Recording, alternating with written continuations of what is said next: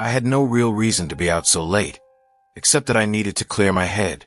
A drive through the back roads of my small town always helped when the noise in my mind got too loud. That night, around 1:37 a.m., the streets were empty, and the world outside my windshield was swallowed by the heavy darkness. My phone sat in the cup holder, screen dimmed, occasional flickers from streetlights casting ghostly glows across the dashboard. I hadn't received a message all night, until it buzzed sharply, cutting through the silence. Unknown number. Nice night for a drive, isn't it? I frowned, glancing around as if expecting to see someone nearby. But the roads were deserted.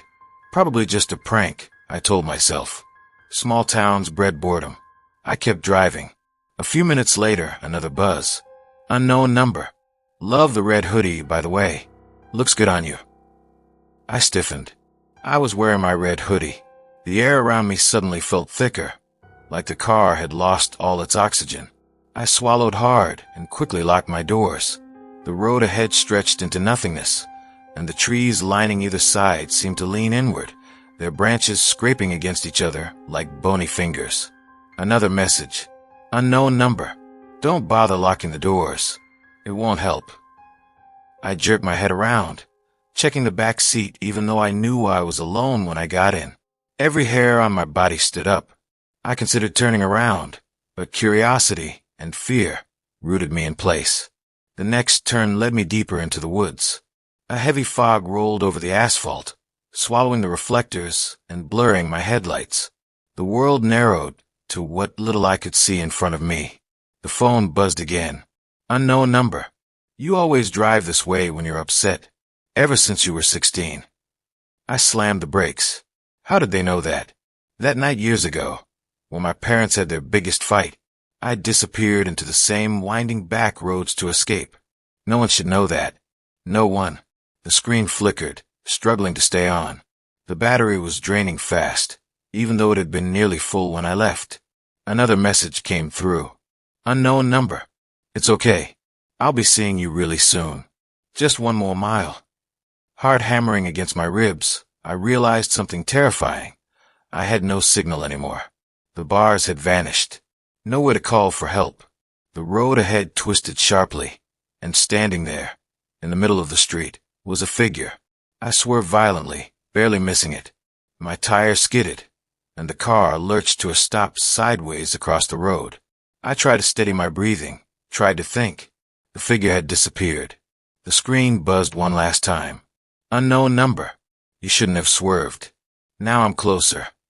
The temperature inside the car dropped. My breath misted in the air. A faint tapping started on my window. Tap, tap, tap. I turned my head. So slowly it hurt, and my blood turned to ice. Pressed against the passenger side window was a face. But it wasn't just any face. It was mine. My own reflection smiled at me. Only the eyes were wrong. Too dark. Too empty. The screen lit up again, glitching badly. One final message burned into the cracked screen. Unknown number. You can't outrun yourself.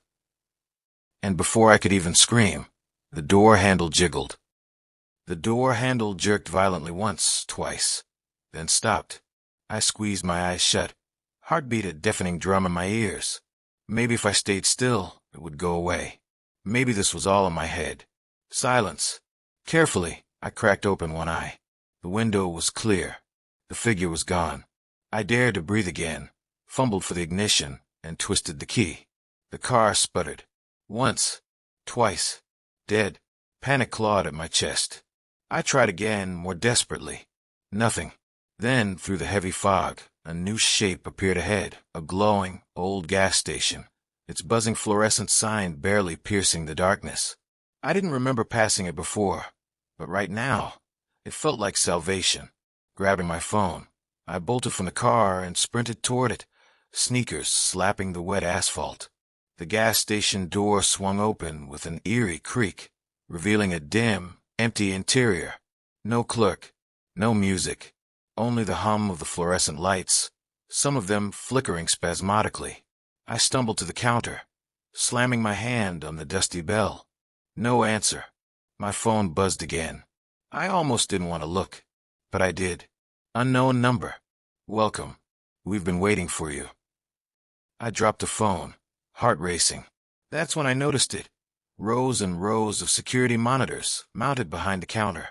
Each one showed a different camera feed. The gas station aisles, the pumps outside, the empty road. And then one monitor flickered, showing me standing at the counter, with something behind me. I whirled around. Nothing. A sick, slow dread sank into my bones. I turned back to the monitors. On screen, my doppelganger, the same one from a car window, smirked and tilted its head, as if studying me. It reached out, in the video, toward my shoulder. I froze as I felt an icy hand brush against my real shoulder. Spinning wildly, I found nothing again, just endless empty aisles. The phone vibrated at my feet, still cracked, but somehow still working. Another message lit up. Unknown number. You were supposed to join us years ago. You ran, but you can't run forever.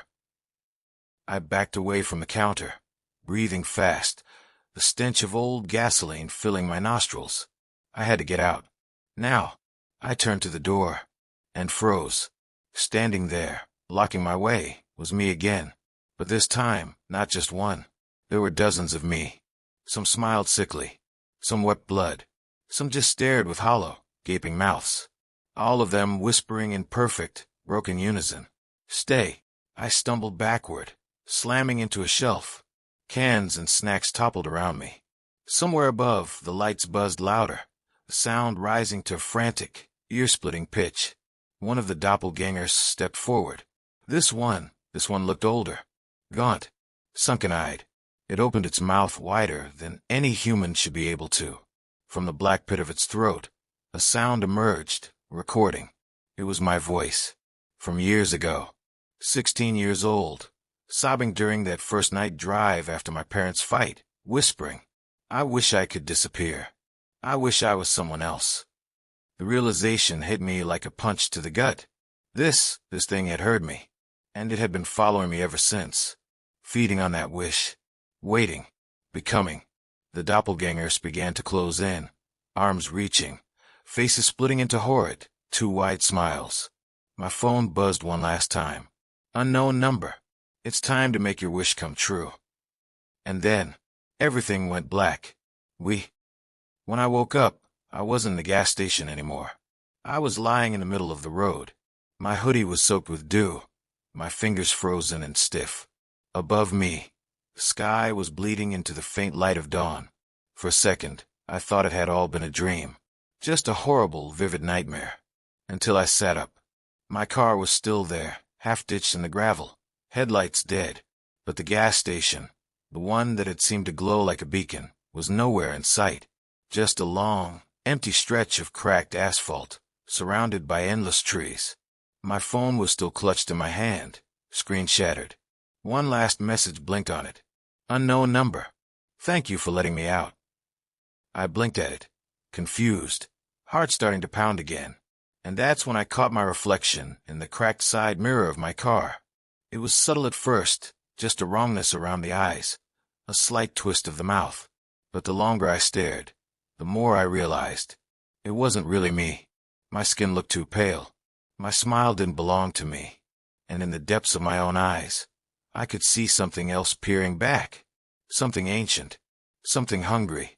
My legs moved on their own, walking me toward the woods. I tried to resist, tried to scream, but it was like my body wasn't mine anymore. Somewhere deep inside, trapped and screaming, the real me pounded against invisible walls, unheard. Because I understood now. The figure hadn't been trying to get in. It had been trying to get out, and I had set it free. The last thing I remember before the woods swallowed me whole was my phone slipping from my fingers and smashing against the cracked road, the screen finally going dark for good. Somewhere far behind me, a new message blinked unseen on the shattered screen. Unknown number. Your turn.